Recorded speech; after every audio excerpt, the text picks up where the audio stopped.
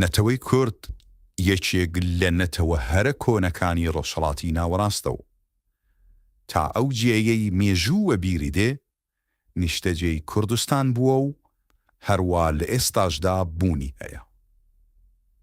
نەتەوەی کورد سەرەڕای ئەوەش کە وڵاتەکەی واتە کوردستان داگیر کراوە، کاراکتێر و ڕێ و نەریتی نەتەوایەتی خۆی هەتا ئێستاش لە فەوتان پاراستووە.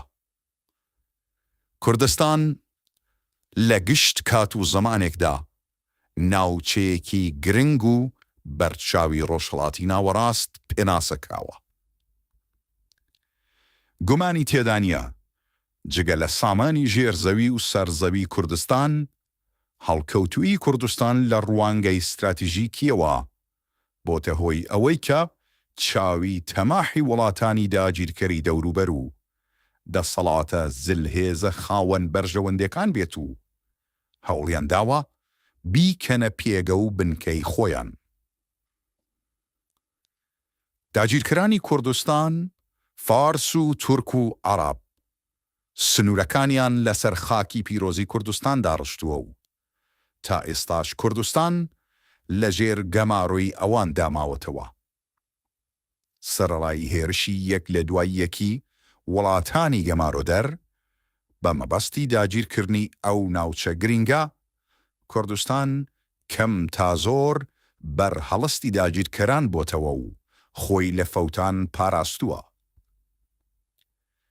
کوردستان لە هێرشی هێزەکانی عەرەبی موسڵمان بۆ سەر خەڵک و حکوومەتەکانی دیکە وەک گەلێک شوێنی تر داگیر کرا و پاش کوشت و کوشتارێکی زۆر بە زەبری شمشیر ئایینی ئیسلام بەسەر بەشێکی زۆری خەڵکی کوردستاندا سەپێندرا.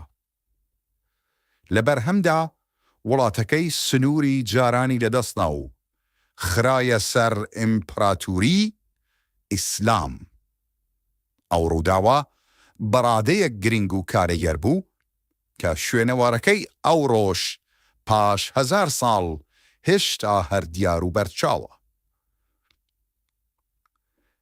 جێگیربوونی ئایینی ئیسلام لە کوردەواریدا و بوونی کوردستان بە بەشێک لە ئیمپراتوری گەورەی ئیسلامی عەرەب ئەگەر لەلایەک هەموو دەسەڵاتێکی ناوخۆیی لە گەورە پیاوان و حاکمەکانی کوردستان وەرنەگرتبووە و کەم تا کورتێک لەژێر چاودێری خەلیفەی ئیسلامدا نیوە سەربەخۆی یەکیان هەر پێما بوو، لەلایەکی دیکەوە ئیسلام چەرخ و خولی بە ژیانی کۆمەڵایەتی و ڕەوشت و ئاکاری کوردەواریدا بە شێوەیەک کە لە خۆی نامۆ کرد و بیری وڵات پارێزی و هەستی خۆی بوونی تێدا بێهێز کرد. کاتێک لە ئاخر و ئۆخری سەدەی 11 زاینیدا دەسەڵاتداری تورکە موسڵمانەکانی ئاسیای بچووک پەرەگر بوو هێدی جێی بە ئیمپراتوری ئیسلامی عەرەب چۆڵ دەکرد، بەرەبەرە ڕێگای دامەزراندنی ئیمپراتوری ئیسلامی عوسمانی خۆش دەبوو تا ئەو جێیەکە لە ناوەڕاستەکانی سەدەی 14هەمدا دەسەڵاتی بەشێکی گەورە لە گەلانی موسڵمان کەوتە دەست تورکە عوسمانیەکانەوە. بە دامەزراندن و جێگیربوونی ئیمپراتوری عوسمانی، شەڕ و کێشەی دەسەڵاتی سەفەوی پاش ماوەی تورکە سەلجوقیەکان لە وڵاتی فارس واتە ئێرانی دەستکردی ئێستا دەگەڵ تورکە عوسمانیەکان وەک دوو دەسەڵاتی گەورەی ئیسلامی دەستی پێکرد. هەرکام لە وڵاتانە بە مەبەستی جیهانگیری وڵاتی گەلانی موسڵمان و بەناوی خەلافەتی موسڵمانان هێرش و شاڵاویان بۆ سەر یەکتر دەست پێکرد و شەڕێکی ماڵوێرانکەری درێژخایەن هەموو ناوچە و وڵاتی گەلانی موسڵمانی داگرت و نەتەوەی کورد و کوردستانیش لەو نێوەدا جیرۆدەی ئەو شەڕە ماڵوێرانکەرانە بوون. بە پێی وەزع و هەلومەرج و بە ژێرەی بیرڕای ئاینی بەمەبەستی کەڵک وەرگرتن لە دژایەتی نێوان ئەو دوو دەسەڵاتە گەورەیە و بۆ خۆڕزگارکردن کوردەکان جار لەگەڵ دەسەڵاتی سەفەوی و زۆر جاریش لەگەڵ دەسەڵاتی تورکە عوسمانیەکان لە دژی سەفەویەکان لە فشاردا بوون. سەرنجام شەڕ و ناکۆکی نێوان عوسمانی و سەفەوی دامرکایەوە و بەرەبەرە ڕێگەی وتوێژ لە بینیاندا کرایەوە تا ئەو جێیەکە لە ساڵی 1514 زاینیدا گەیشتە سازان و پەیمان گرێوی چاڵدرانیان پێکەوە مۆر و ئیمزا کرد. یەکێک لە مەبەستەکانی پەیمانی چاڵدران لە نێوان عوسمانی و سەفەویەکان ئەوە بوو کە کوردستان لە نێوان خۆیاندا بەشکەن. لە ڕاستیدا ئامانجی سەرەکی پەیمانی چاڵدران دابەشکردنی وڵاتی ئێمە بوو.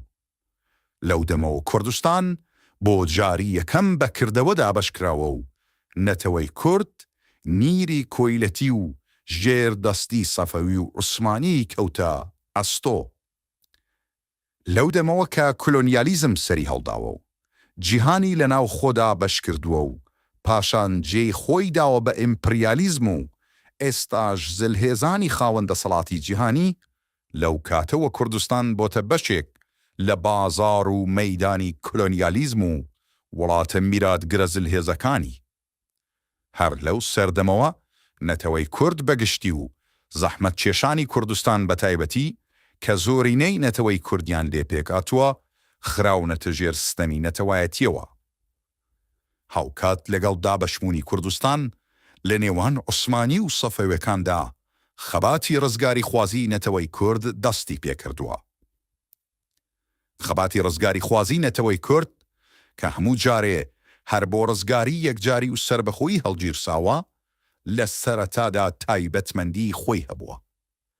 لە کۆمەڵی کوردەواری سەردەمی خۆی سەرچاوەی گرتووە و خاوەنی ڕێخا و تەشکیلاتی سیاسی ئەوتۆ نەبووە کە ببێتە بناغە بۆ شۆڕەشێکی یەکگرتووی هەمەلایەنە و ڕێکخەری کۆمەڵانی بە ڕزگاری چینوی نەتەوەی کورد. خاوەنی استراتیژی و تاکتیکێکی خەباتی نەتەوایەتی خۆی بێ و جوڵانەوە بەرەو سەرکەوتن ببا و لە هەڵە و فریوی بپارێزێ.